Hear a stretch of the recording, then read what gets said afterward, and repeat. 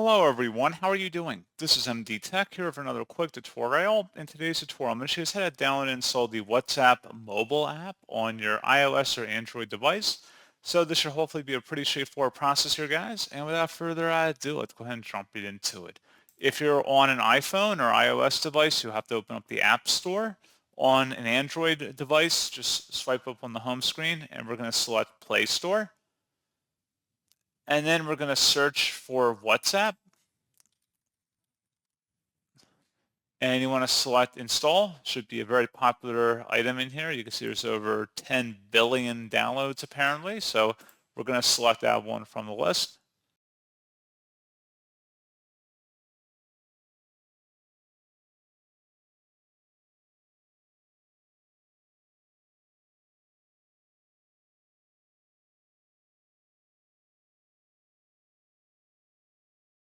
And now it's done. You can open it up and that's pretty much it.